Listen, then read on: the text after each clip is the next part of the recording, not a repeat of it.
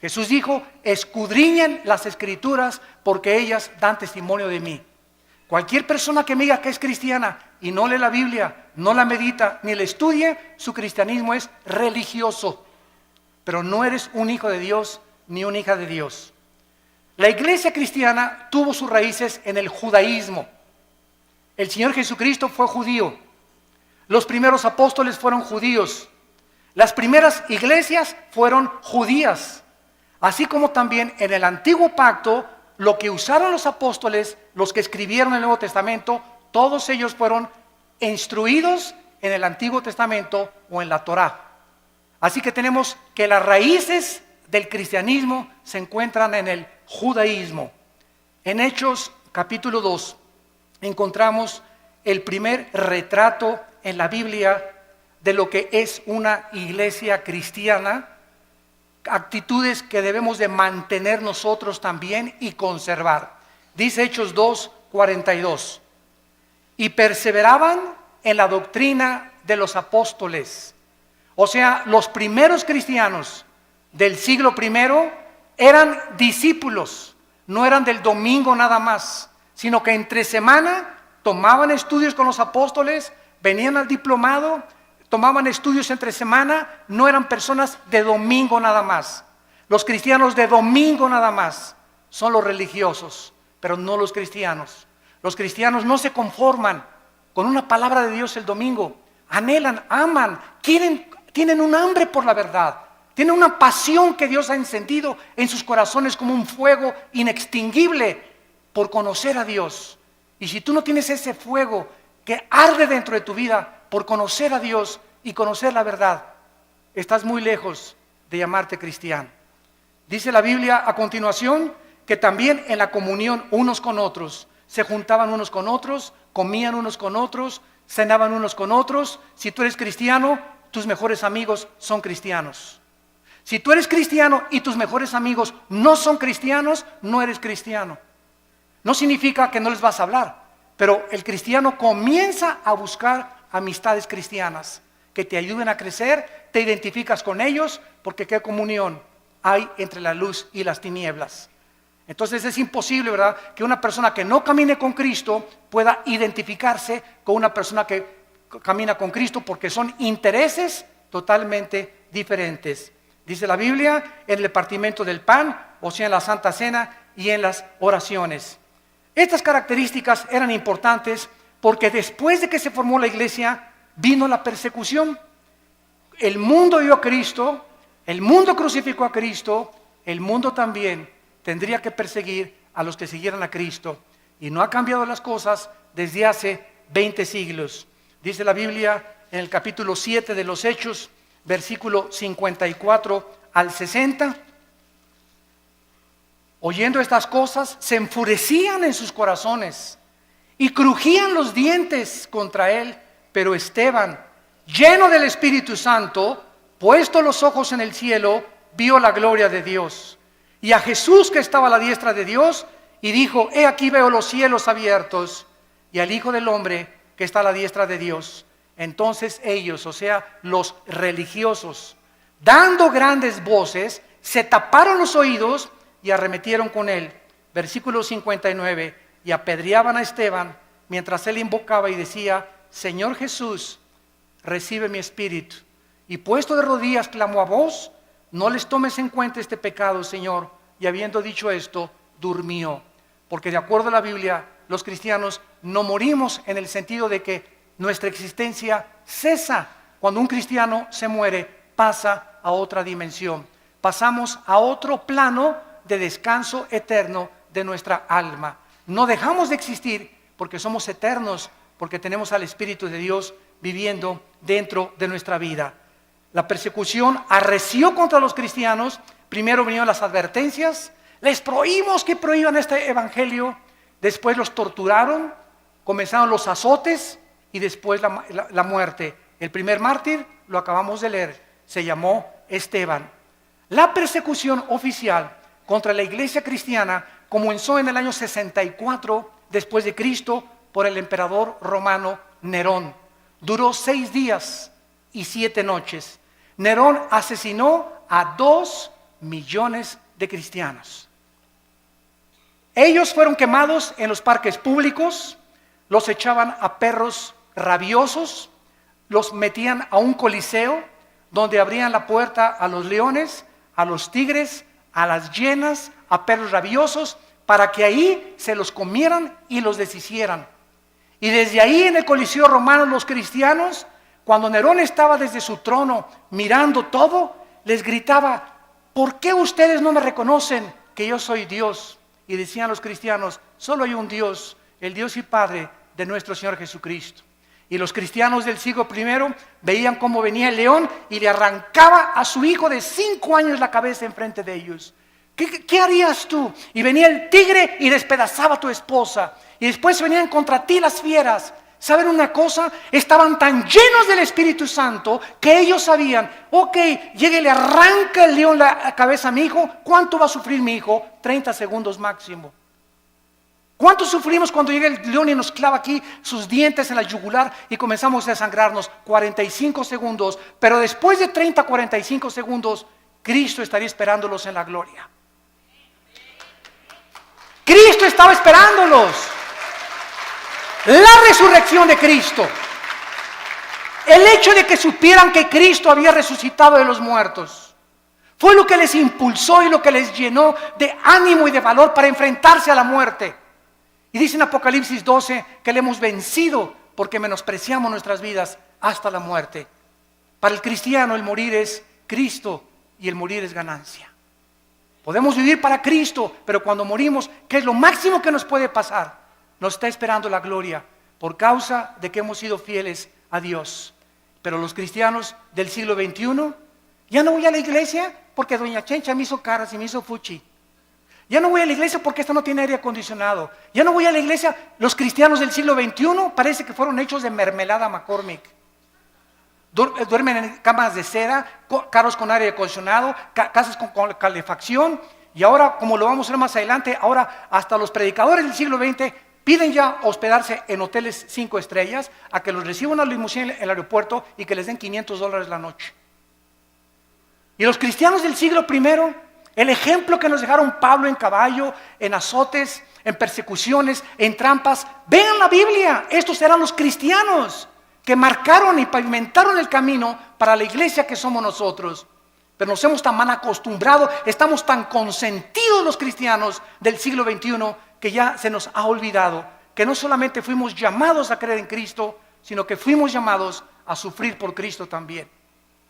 Dice la Biblia que después de la persecución fueron esparcidos por todos lados y el evangelio comenzó a expandirse a Europa, a África del Norte y al Medio Oriente. Después se murieron los apóstoles y surgieron los padres de la iglesia, que se llamó los padres apostólicos en el siglo II y III después de Cristo. Se caracterizaron por comenzar a ser discípulos. Los apologistas defendieron la fe, los polemistas defendieron las herejías y los teólogos estudiaban la teología para acabar con las herejías que estaban entrando al cristianismo. Ahorita en el cristianismo, en el siglo XXI, yo que estoy viajando por todo el mundo ahora, me doy cuenta la condición tan patética, tan lastimera y tan triste en la que viven la mayoría de los cristianos. Se comen todo, lo creen todo, hemos llegado a abandonar la Biblia. Si un predicador es famoso le creen, pero ya no estudian la Biblia y ya no hay defensores de la fe, ni personas que tengan el celo de Dios de poder defender la palabra con su propia vida. Vino entonces después la famosa conversión en el año 337 después de Cristo de un emperador que se llamó Constantino. Escuchen, pasaron 3 siglos y no había papas. Pasaron 350 años sin tal cosa como que Pedro fue el primer papa. Si Pedro fue el primer papa, por favor, Virgen de los Remedios, ¿quién fue el segundo papa? ¿Quién fue el tercer papa? Pasaron 350 años sin que hubiera tal papado. El emperador Constantino nombró al obispo de Alejandría y de Constantinopla pontífice. La palabra pontífex en el latín significa constructor de puentes, porque el pontífice comenzó a enseñar que él era el puente entre Dios y los hombres, no Jesucristo, sino ese hombre a quien el emperador romano lo nombró. Y después lo nombró vicario de Cristo, vicarius Dei Filii en latín, que significa representante de Cristo en la tierra. Bueno, el emperador romano, Constantino, iba el 27 de octubre del año 330 más o menos a Milvain en una batalla, y en el cielo vio una cruz. Él dice que vio una cruz que le dijo, signos vincitoris crucifix, bajo este signo vencerás. Constantino cesa la persecución del Imperio Romano contra los cristianos, ya no los persiguen a los cristianos, y él absorbe el cristianismo constantino como la religión oficial del Imperio Romano. Y desde Constantino a nuestros días, los cristianos son por herencia y por tradición y no porque han nacido de nuevo. Mi mamá fue católica, yo soy católico. Mi papá es budista, yo soy budista. Y así los padres heredan la religión sin que los hijos se hayan convertido a Cristo verdaderamente. Quiero decirles que Teodosio en el año 395 hizo oficial el decreto y ahora los cristianos, todos absolutamente, por ser hijos de padres cristianos, eran cristianos también. Vinieron después, en el siglo 9 y 10, en el año 1095, las cruzadas. El Vaticano, para recobrar la Tierra Santa de los musulmanes, ordenó 7 cruzadas en total. El papado apareció por primera vez hasta el siglo VI. 600 años pasaron sin que hubiera un jefe representante de todos los cristianos en el mundo. Alcanzó su cenit el papado en el siglo XIII y desde entonces hasta el siglo XVIII ha comenzado a menguar la influencia de Roma sobre el pueblo. La palabra papa significa pater en el latín, que fue aplicada a los padres de la iglesia. En el año 500 después de Cristo comenzó a limitarse al obispo de Roma nada más y después se convirtió en el papa o en el jefe de todo el sacro imperio romano. Durante 500 años, repito, no hubo papas. El primer papa, apúntalo, fue Gregorio I. El primer papa funcionando desde el Vaticano en el año 590 después de Cristo fue Gregorio I. Cuando el papa asumió el Vaticano, cerraron la Biblia y se hizo un decreto que nadie podía leer la Biblia. Le pusieron un candado a las escrituras más que con el permiso del Vaticano. Muy bien, cerraron la Biblia y entonces los hombres comenzaron a introducir al cristianismo más de 30 herejías. Permítanme leerles algunas de ellas. En el año 375 después de Cristo comienzan a decir el obispo que a los santos son intercesores de nosotros. En el año 450 se establece el celibato sacerdotal, que un hombre para servir a Dios no necesita estar casado, necesita estar soltero para servir a Dios. De ahí viene el grande problema de la pederastia, que últimamente han culpado a millones de personas y de obispos y cardenales que han protegido a muchos curas que violan a los niños menores de edad. ¿Por qué? Porque los pobres sacerdotes, ¿verdad?, les prohíben casarse y ahorita se calcula que el 80% de los sacerdotes en el mundo tienen una esposa. A escondidas, desde luego, debajo de la cama la tienen ahí guardada. Y la mayoría de ellos tienen hijos también, porque el Vaticano no ha querido entender que la Biblia en 1 Timoteo capítulo 3 la Biblia ordena que los hombres de Dios es mejor que estén casados. Entonces ese fue un invento que se lo sacaron de la manga, el celibato sacerdotal. En el año 666 viene la extrema unción, que si una persona está agonizando y se va a morir y llega un sacerdote y le ponen el santos óleos, la persona ya no tiene por qué irse al purgatorio, porque se le da la extrema unción. Si una persona se fue en pecador, borracho, parrandero y jugador, pero antes de morir le echan aceite, el sacerdote se salva del infierno. En el año 850 establecieron el agua bendita, que cualquiera que metiera la mano a la pilita y se hiciera el signo de la cruz, ya lo protegían los ángeles. En el año 1190 se comienza a vender la salvación, que el que diera más dinero al Vaticano se le daban 15,000 años de indulgencias en el purgatorio. En el año 1215 después de Cristo, se introduce la transubstanciación, que el sacerdote tiene el poder mágico de tomar una hostia y convertir la hostia en el cuerpo y la sangre de Jesucristo, y que cuando la persona toma la hostia está recibiendo a Jesucristo. Se lo recibe el domingo, se le sale de lunes a sábado y se le vuelve a meter el domingo. Digo, es que si seguimos una línea de lógica elemental es absurdo, pero ¿cómo es que millones de personas lo han creído? ¿Cómo es posible esto? Es que Cristo estableció la Santa Cena, claro, pero Él no dijo que al recibirlo lo recibíamos a Él. Él dijo, esto representa mi cuerpo que es partido, hacelo en memoria de mí. Nunca dijo que teníamos que recibirlo a través de eso. Bueno, esta transubstanciación va en contra de todo el libro en el Nuevo Testamento de los Hebreos, donde la Biblia dice que los sacrificios y todas las cosas fueron suspendidas y que en una sola ofrenda Cristo, al morir en la cruz, Él ha pagado por todos nuestros pecados. Después la iglesia introduce la misa con la transubstanciación. ¿Saben ustedes lo que es la misa? Yo le he preguntado con mucho respeto, se los digo, y vuelvo a repetir, estoy hablando la pura historia. La misa, el 95% de los católicos no sabe qué es la misa. Todos dicen que es la Eucaristía o que es la hostia. De acuerdo al Segundo Concilio de Trento, apúntalo, el Segundo Concilio de Trento estableció la misa es la repetición del sacrificio de Cristo por los vivos y por los muertos. Cuando el Padre entra al altar, levanta la hostia, y yo me acuerdo cuando yo fui acólito, me acuerdo todavía del latín, el Padre dice, me introduzco al altar Dei, adeum qualifica juventutes meam, quera mis pea, quera mi idea, quera mi repulistis. Me introduzco al altar de Dios a ofrecer el sacrificio por los vivos y los muertos. En otras palabras, lo que Cristo hizo en la cruz, se lo brincan.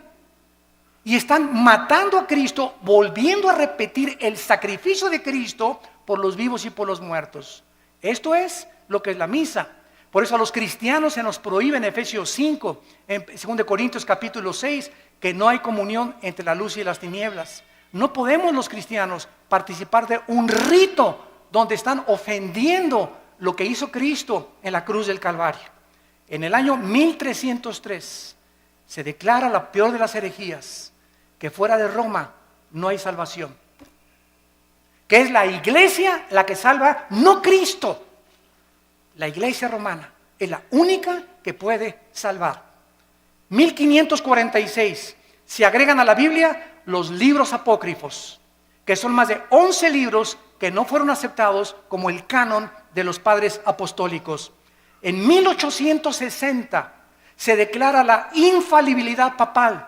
¿Qué significa? Que el Papa no puede cometer errores al hablar ni al dar una encíclica. Lo que el Papa dice es Dios hablando. En 1860 se decretó que la misa, fíjense ustedes, que el Papa es infalible, que no puede equivocarse.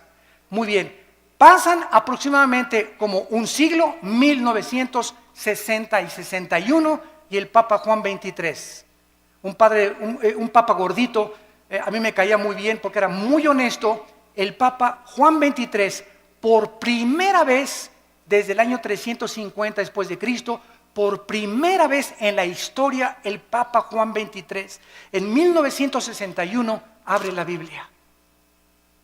Y comienza a leer y comienza a decir, ah caray, ah Chihuahua, cuánto apache. Dios mío, pero ¿qué es esto? Dios mío, pero ¿qué es esto? Dios mío, pero este libro lo hemos abandonado. Y entonces el Papa Juan XXIII manda quitar la misa en latín. Y ya no se da en latín la misa. Ustedes que son de los 50 o que eran niños en aquella época se acordarán que entrábamos a la misa y era en latín. Ahora es en cualquier lado. El Papa Juan XXIII manda quitar las imágenes de las iglesias. Porque Él se da cuenta que los santos no merecen nuestra adoración. ¿Cómo nos vamos a hincar delante de una estatua? Y manda quitar las estatuas de todas las iglesias. Hay muchas que los siguen todavía llevando porque son iglesias muy radicales. Pero el 80% de las iglesias católicas en el mundo ya no tienen imágenes más que de María de vez en cuando. El Papa se declara infalible. En 1634 se promulga que solo el Papa puede decir quién es santo y quién no es santo en la famosa canonización. Que si una persona se muere, el Vaticano investiga si esa persona nunca rompió un plato. O si esa persona hizo un milagro, para que se le pueda decir que es santo. Si tú lees el Nuevo Testamento, y les digo a todos mis hermanos católicos en el mundo que nos escuchan, que son verdaderamente cristianos, todas las epístolas a los Corintios, a los Efesios, a Filipenses, a Colosenses, a Tesalonicenses, comienza Pablo a los santos de Corinto, a los santos de Filipo, a los santos de Efeso. La Biblia nos declara santos en vida, no después de muertos. ¿Por qué? Porque la palabra santo no significa que seamos buenos. La palabra agios en el griego, que se tradujo santo, significa apartados para el servicio de Dios. De buenos no tenemos nada más que a Jesús dentro de nosotros, porque somos unidos dentro de maldad. Y por eso no podemos confiar en la maldad tan grande que tenemos dentro todos nosotros. Lo único bueno que existe en nosotros es la vida de Jesús. Por eso el Espíritu Santo quiere que dejemos vivir a Cristo y morir nosotros a la carne y crucificar nuestras pasiones y deseos para que la vida de Jesús se pueda manifestar a través de nuestra carne mortal. Esa es la vida cristiana, dejar vivir a Jesús mi vida. No ya yo, sino Cristo vive en mí. Y lo que vivo ahora en la carne, lo vivo en la fe por el Hijo de Dios. En el año 2000, que nos toca a todos nosotros, el Papa Juan Pablo II declara a María corredentora junto a Cristo de nuestra salvación. No solamente Cristo murió por nuestros pecados, María también. Los cristianos, déjenme decirles, respetamos a la Virgen María, más que cualquier católico. Los católicos le han dicho de los remedios, de los lagos, de Zapopan, de la Macarena, de los remedios, y le han puesto nombres de Guadalupe, y la Virgen no se llama Lupita, ni se llama de Zapopan, la Virgen se llama María. Y nosotros la respetamos como la madre de Jesús y como una mujer increíblemente humilde.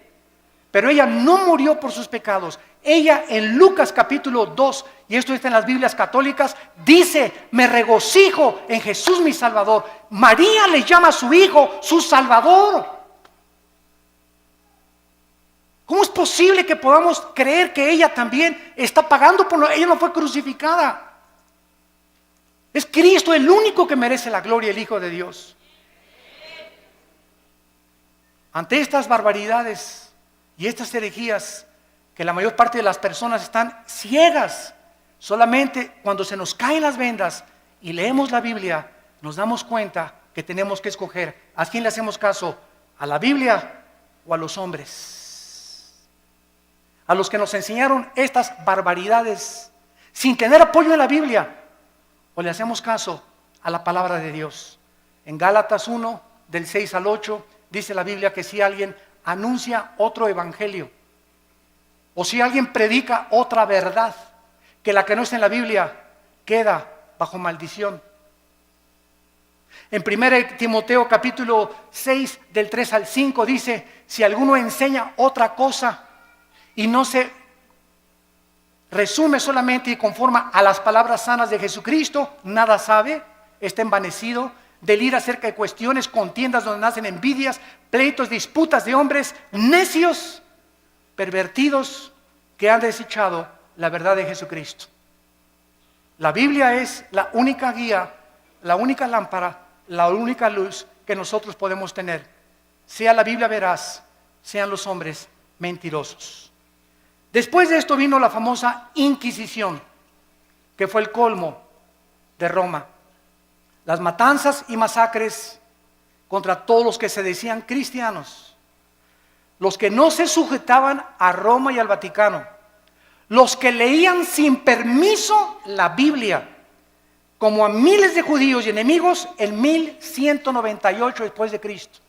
En el año 1198 después de Cristo, el Papa Inocencio III, apúntalo, Inocencio III ordena asesinar y exterminar a todos los que no le obedecían a él y no a la Biblia. Se confiscaban los bienes de las personas, los bienes materiales de las víctimas, los cuales pasaron a ser propiedad del Vaticano. Francia, España, Italia y Alemania y los Países Bajos sufrieron los errores en el nombre de Dios. Se comenzó a matar a la gente en el nombre de Dios. La religión, no el cristianismo. Por eso comenzamos poniendo las bases. El hecho que lo hayan hecho en el nombre de Dios no era el Dios de la Biblia, era el Dios que ellos han inventado. Solo en los años 1540 a 1570, el Vaticano asesinó a más de 1 millón de personas, más de 1 millón de personas en el nombre de Cristo. El Vaticano usó la Inquisición para mantener su poder. Y en el siglo XVIII, el Vaticano era el estado más millonario y rico de toda Europa. Ningún rey en Europa podía hacer nada, ni casarse con ninguna persona sin permiso de Roma. Se convirtieron en dictadores totales de Roma. En este tiempo se levantaron 4 hombres de Dios. Petrarca, en el siglo XII y en el siglo III, caudillo del Renacimiento italiano. Petrarca se paró enfrente del Vaticano y les gritó: cueva de ladrones, cueva del infierno. Lo crucificaron. Juan Wycliffe, profesor de la Universidad de Oxford, Inglaterra, predicó contra la tiranía espiritual del clero, se opuso a los papas, a los cardenales, a los monjes y defendió el derecho de que el pueblo podía leer la Biblia. Lo asesinaron. Juan Hus, rector de la Universidad de Praga, discípulo de Wycliffe, predicador intrépido, ataca los vicios del clero y el estado corrompido del Vaticano, condenó la venta de la salvación, de las indulgencias, rechazó la enseñanza del purgatorio que no está en la Biblia, fue quemado vivo, y los que seguían a Hus los condenaron a muerte en la hoguera por órdenes del Vaticano. Giacomo Savonarola, originario de Florencia, Italia, denunciaba como un profeta hebreo el sensualismo, los vicios y los pecados del Vaticano, porque a los 12 años de edad comenzaron a nombrar papas. Había papas que tenían 12 años de edad, eran niños y los hicieron papas y nombraron a más del 45% homosexuales. Jefes de la iglesia y representantes de Dios en el mundo. Giacomo Savonarola quiso acercarse al Papa Alejandro VI, apúntalo, el Papa Alejandro VI le dice a Giacomo Savonarola: te ofrezco hacerte cardenal si te callas la boca. Él dijo: no me callo. Lo ahorcaron y lo quemaron en la Plaza Mayor de Florencia, 19 años antes que Martín Lutero publicara sus 95 tesis en la Catedral de Wittenberg, Alemania. Y así llegamos al año 1550, 1546-50, cuando un monje llamado Martín Lutero vivía en Alemania y quería ser monje, un hombre sincero. Y pasó por Alemania un hombre llamado Juan Tetzel. Y Lutero oyó desde el convento donde él estaba recluido que este hombre que envió el Vaticano traía una caja y pasó por todas las calles de Berlín y por todas las calles de Alemania anunciando: en el momento que ustedes pongan un chelín en la bolsa que traigo aquí en esta cajita, el Vaticano les va a quitar 5,000 años de purgatorio. Cuando Lutero oyó que el Vaticano estaba vendiendo la salvación, se horrorizó. Y entonces, de alguna manera, una Biblia llegó a sus manos y leyó en Romanos 1:17: el justo por la fe vivirá. No por las obras ni por lo que demos a la iglesia, sino por lo que Cristo hizo en la cruz. Entonces, él se levantó totalmente del monasterio, se salió y fue a la catedral de Wittenberg y escribió Lutero las 95 tesis que decían: esto dice la Biblia, esto dice el Vaticano, lo clavó en la catedral de Wittenberg en Alemania, pues se armó la revolución. Agarraron las tesis, se las mandaron al Papa, y pues ya saben ustedes, ¿verdad?, que lo mandan llamar a Martín Lutero, y el Papa Sixto IV, en el año 1476, había iniciado la doctrina de que se podía comprar la salvación con dinero. ¿Se parece a la iglesia del siglo XXI? Al ratito llegamos para allá. La venta de estas indulgencias era un permiso para pecar. O sea, tú puedes ser adúltero, tú puedes fornicar antes de casarte, pero si das dinero, se te perdonan los pecados. En 1517, Juan Tetzel comenzó a perdonar a todo mundo, y en el 31 de octubre de 1517, Martín Lutero clava las 95 tesis en Alemania. El Papa León X excomulga a Lutero, porque Roma podía mandar al infierno a los que ellos querían. Se llama la excomunión. Y le dijo a Lutero: te damos un mes, Lutero, para que te retractes de lo que acabas de decir. Lutero quemó públicamente la bula papal del Papa, y entonces Carlos V, emperador del Sacro Imperio Romano, Alemania, Austria, España y Países Bajos, invitaron a Lutero para que se presentara y se negara de lo que él había dicho. Lutero llegó y estaban como 100 cardenales del lado derecho, como 100 cardenales del lado izquierdo, y el Papa sentado en su trono. Y le dijo el Papa, enfrente de todos el juicio que le hicieron: Martín Lutero, niegas lo que tú escribiste. Y Lutero llegó con la Biblia. Y Lutero dijo: aquí están las Sagradas Escrituras. Si cualquiera de ustedes que están aquí me demuestran con la Biblia que yo estoy equivocado, me arrepiento y niego lo que yo escribí. Nadie se pudo levantar para debatir a Lutero, porque nadie había leído la Biblia en 500 años. Todo era lo que los hombres habían inventado.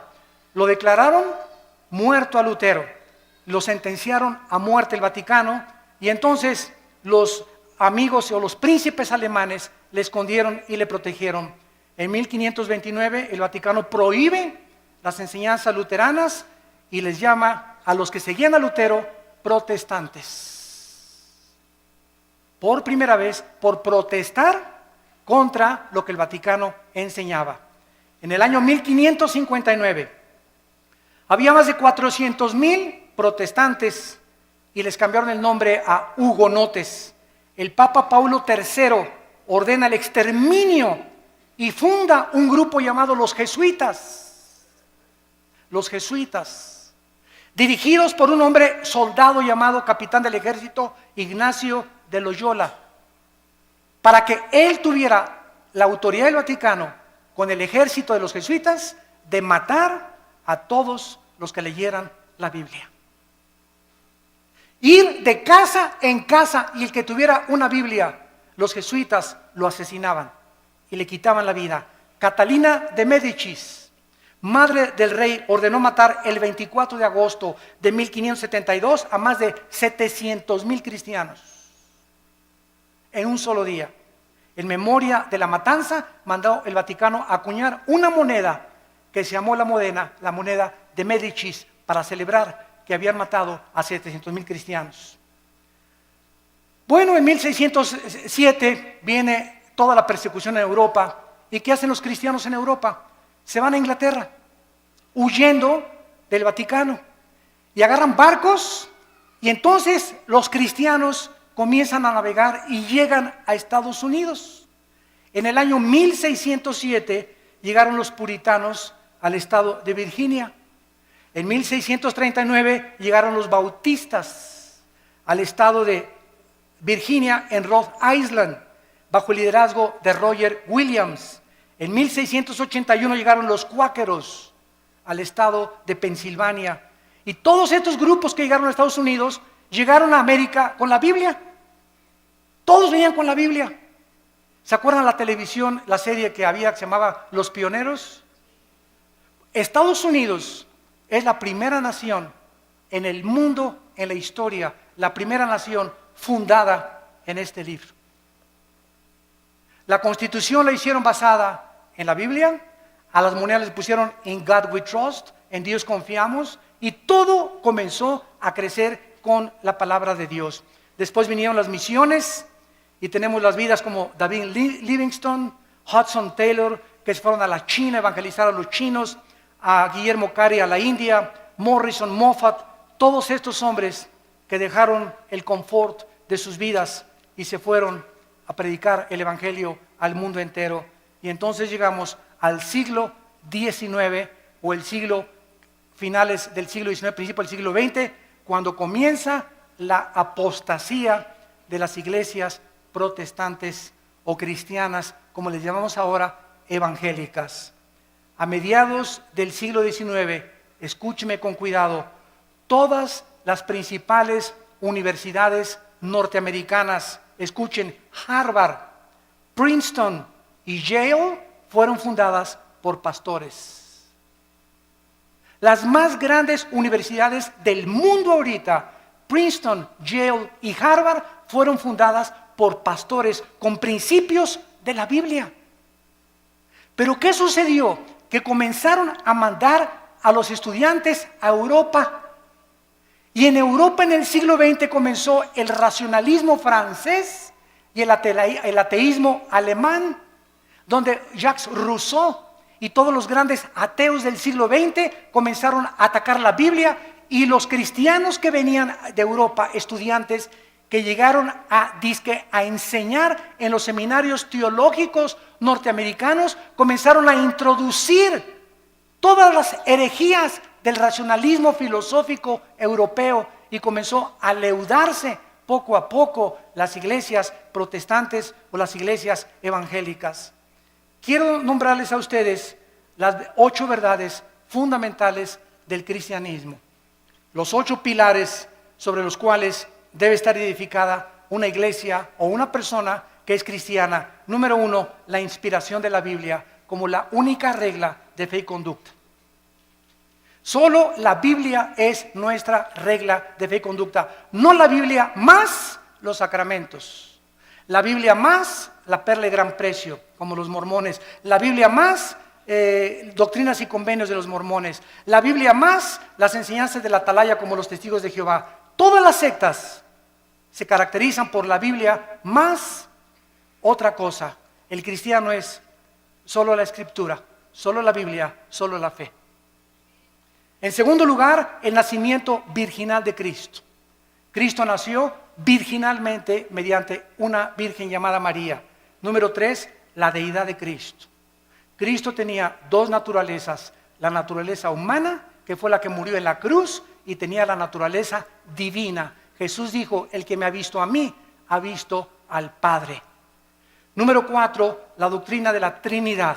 El Padre, el Hijo y el Espíritu Santo son la misma esencia, manifestado en 3 diferentes personas. Número 5, la resurrección de Jesucristo corporal. Los testigos de Jehová enseñan que resucitó en gases. Nosotros decimos, la Biblia dice que resucitó físicamente. Número 6, la salvación por gracia sin las obras de la ley. Ahora hay una doctrina en el cristianismo que se llama que se puede perder la salvación.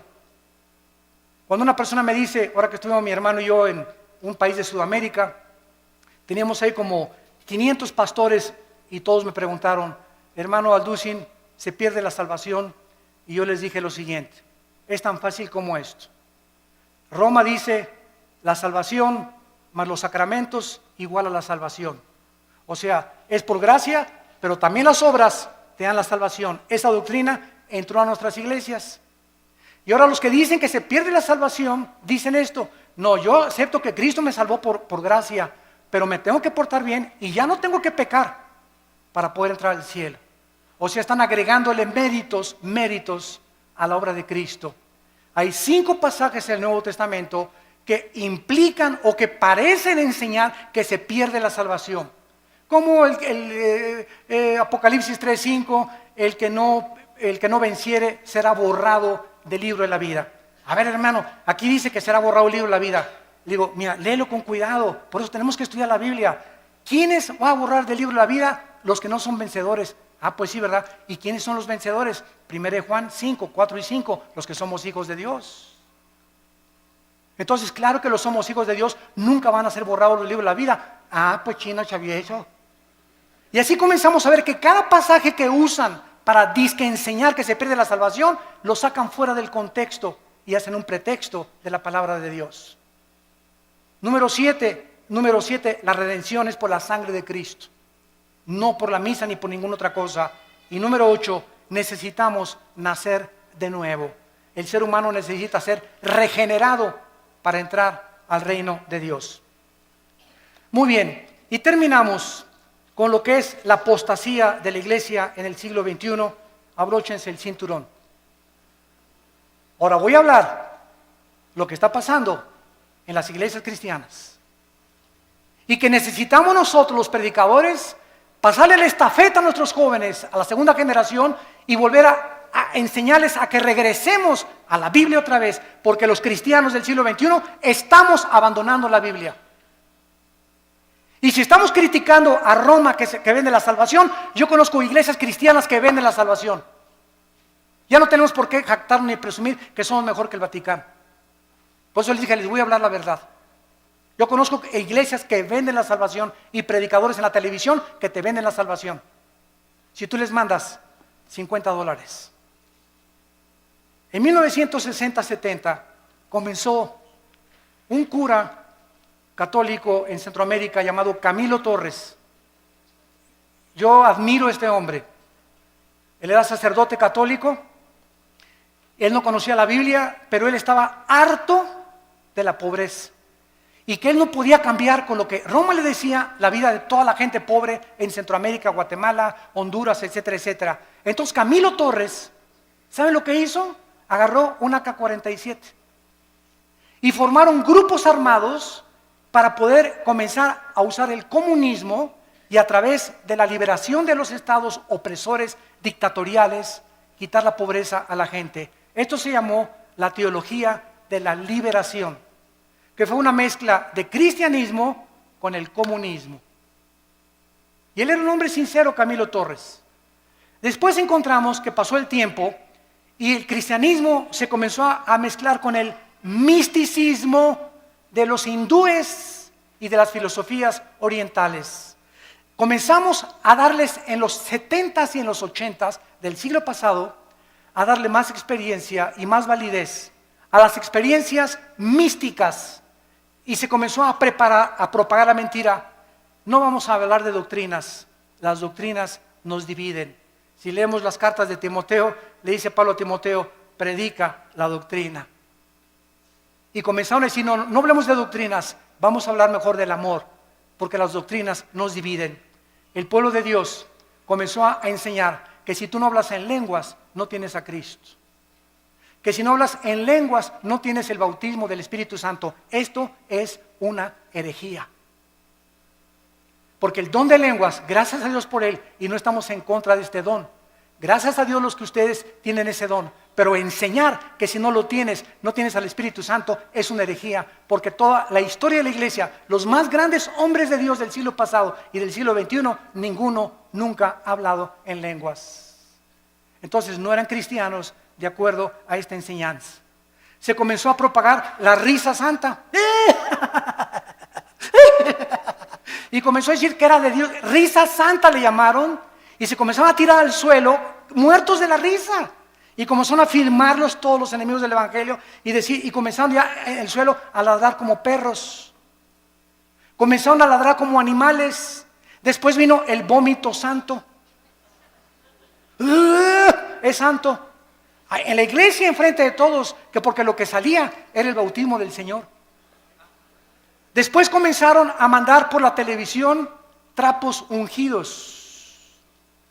Quiero decirles que si me mandan $100, este trapito se ungió con aceite de Israel.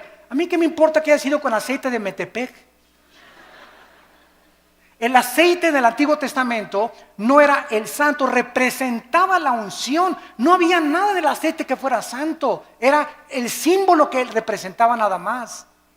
Y ahora la gente, porque este es aceite de Jerusalén, ya tiene más validez que el aceite olivo o que el aceite que hacen en cualquier otro lado.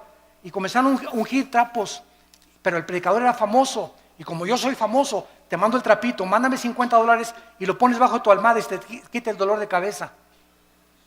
O te va a proteger de los demonios. O si me mandas $100, alejaré las maldiciones de tu casa. O si haces un pacto conmigo, tu hijo se va a aliviar y tu esposo va a regresar que te abandonó. Todas estas son herejías, son blasfemias de la palabra de Dios, que tenemos que combatirlas, aunque nos cueste, como lo hemos dicho antes, nuestras propias vidas, nuestros propios intereses. Yo se los digo, a mí me han prohibido tantas cosas y tantas iglesias y tantos países la entrada. El hermano, yo tengo ya mi foto en casi todos los países, como persona no grata a las iglesias carismáticas, porque tienen miedo de que hablemos la verdad, por las barbaridades en las que se han metido. También se ha comenzado a enseñar, aparte de las lenguas, la risa santa, el vómito santo, contorsiones, y comenzaron las apariciones hace 10 años, que estaba cayendo del cielo oro y piedras preciosas. Polvito santo del cielo, está cayendo oro. Hermano, míreme las manos, es diamantina, menso. Alguien se juntó cuánto el ventilador y puso diamantina, burro. Me está cayendo oro del cielo. ¿Quién puede imaginarse que Dios le va a interesar mandarnos oro del cielo? Dice Proverbios, busque la sabiduría más que las piedras preciosas. Increíble. Dios me parchó la muela y tengo ya un tapón de oro, hermano. A Dios te pone una muela nueva, menso. No te pone un parche ni te la tapa. Dios hace las cosas nuevas totalmente. Todas estas cosas han entrado a la iglesia y el pueblo las ha aceptado por no conocer la palabra de Dios. Y luego también en las reuniones. Y voy a iglesias y yo les digo a mis pastores, denle un zape en la cabeza atrás de esa persona. Es que estoy bajo la influencia del Espíritu Santo. Espérame tantito, de 1 Corintios 14. El espíritu del profeta está sujeto al profeta.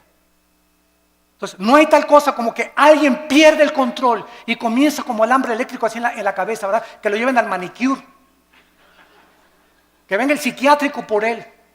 Pero esa persona no tiene el Espíritu Santo y está solamente haciéndose ese panchote que está haciendo la iglesia para que la iglesia vea que el hermano tiene el Espíritu Santo. ¿Qué le interesa al Espíritu Santo que das como alambre eléctrico? En 1 Corintios 14 dice la Biblia, hermanos, dice Pablo, les suplico que en la iglesia no hablen en lenguas. Y si alguno quiere hablar en lenguas en la iglesia, que sea 1, 2 o 3 por turno, nunca todos al mismo tiempo. Y además que uno interprete, y si no hay intérprete, cállate y habla en chino mejor. Pero llegaban a las iglesias y todos, pero todos estaban llenos del Espíritu Santo. Hermanos, un cántico nuevo. Y comenzaron todos, ¿cuál cántico nuevo? Ni que 8 cuartos. ¿Cuál cántico nuevo? El cántico nuevo en los salmos es algo que sale de Dios, inspirado con nuestra mente de por medio. Nunca caemos en el misticismo oriental que pierdo el contacto con la realidad y me tomo un espíritu y me comienzo a hacer así, o comienzo a dar cosas que eso no son cosas de la palabra de Dios. Todo este misticismo entró a la iglesia y hemos llegado a la brujería. He visto programas de televisión donde un pastor agarra un bote de agua y dice que lo convierte en la sangre de Cristo. Y voltea el bote de agua, ¿verdad? Y se voltea por atrás y le echa de esa cosa, ¿cómo se llama? El polvo con el que hace ¿cómo? Kool-Aid. ¿Lo pueden creer? Otra señora en la televisión hace poco pasó y dijo, fórmense aquí los de $1,000 y aquí los de $500. Y agarró un billete y lo pegó aquí en el oído. El dinero habla. Ahora aquí los de $1,000 y aquí los de 500. Y se ve en el video, lo pueden ustedes ver, se ve en el video. Pasa una señora con unas alhajitas y esta predicadora es mujer. Agarra las alhajitas y le dice, no, esto no vale $100, vete. Cuando la Biblia dice, cada quien dé como propuso en su corazón, ¿cómo puede alguien atreverse a decir que es predicadora o que es profeta cuando ella tiene que decirles, si te das de 1,000 o te das de 500, que no sea menos de 500 ni menos de 1,000? Los de 1,000 aquí y los de 500 acá. Los de 1,000, denme su libro porque van a ser mis discípulos preferidos. A eso está llegando la iglesia cristiana y todos están como mensos, creyéndose todo, comiéndose todo, y ya no hay discernimiento absolutamente de la palabra de Dios. Y ahora viene también la teología de la prosperidad. Virgen de la Macarena. Se enseña que Dios quiere que todos seamos ricos, que si tú mandas una ofrenda te vas a hacer rico o te vas a tener la prosperidad económica. Y claro que Dios quiere prosperarnos. Y claro que Dios quiere bendecirnos. Segunda de Juan, yo quiero que prospere tu vida y tu vida espiritual y tu vida social y tu vida económica. Pero nunca se predica el precio que hay que pagar para esta bendición de Dios. Y es la santidad. No es mandar para que Dios me dé. Comenzamos a vender y comenzamos a hacer negocio con Dios. Es como los famosos pactos, ¿verdad? Los pactos ya se acabaron. A Dios le haces promesas, los pactos los inicia Dios. Ya no hay ninguna cosa que un hombre haga pactos con Dios. Hacemos los pactos nosotros, ya estamos bajo el pacto de sangre y ese pacto es incondicional. Ya no hay ningún otro pacto que hacer más que obedecer las sagradas escrituras. Cobrar por predicar. Me hablan el otro día de un país de Sudamérica. Hermano Alducin, lo invitamos a una cruzada aquí. Sí, con mucho gusto voy a orar. ¿Cuántos van a ser sus honorarios? ¿Cuánto van a ser sus honorarios? Me preguntan muchos pastores que nos están oyendo por televisión también. ¿Cómo que cuántos son mis honorarios? Pues sí, hermano, es que los predicadores que hemos invitado nos cobran $500 la noche con traje oscuro, con traje azul. Si quieren que llore, $50 más. Da risa, ¿verdad? Pero es la verdad. Que los recojamos en limusín, de desayuno, queso, cottage con uvas nada más, con agua de una tal marca, que los transportemos en helicóptero, y el que trae avión, que le paguemos $10,000 para la gasolina del avión. O sea, el hermano viene nomás 3 días y le pagan la gasolina de un mes. Y les digo a los hermanos pastores, esos son mercenarios del Evangelio. Mercenarios del Evangelio, blasfemos del Evangelio. Dice 1 Corintios capítulo 9. Versículo 16, 1 Corintios 9, 16. Si anuncio el Evangelio, dice Pablo, no tengo por qué gloriarme. Me es impuesta necesidad. Y ay de mí si no anunciar el Evangelio, por lo cual, si lo hago de buena voluntad, recompensa tendré. Pero si de mala voluntad, la comisión me ha sido encomendada. ¿Cuál es mi galardón? Que predicando el Evangelio, presente gratuitamente el Evangelio de Cristo. ¿Qué me dicen los hermanos? Bueno, ¿qué nos pide entonces, hermano Alducin? Miren, pues págame el avión y un hotel, no importa si es una estrella. Ahora que fui a Guatemala estuve en un hotel, ¿verdad? De una estrella, creo que el ventilador casi me cae en la cabeza. Anduve 2 veces en burro y en caballo. No había ni en qué transportarme al estadio donde fue la cruzada de casi la mayoría de indígenas.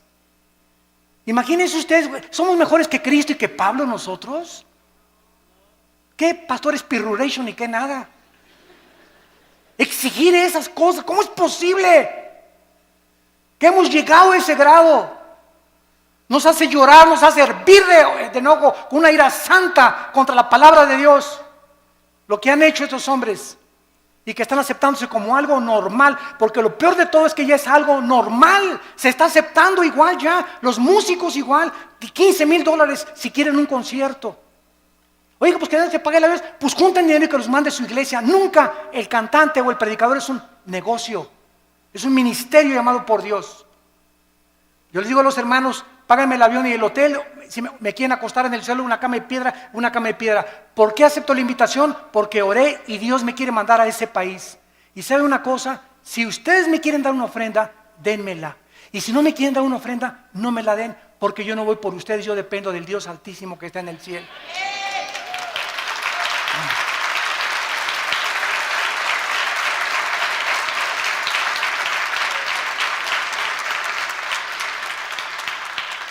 Recuerdo una vez regresando de una iglesia del centro de la República Mexicana, hace muchos años, venía con mi hijo Alan que estaba chiquito.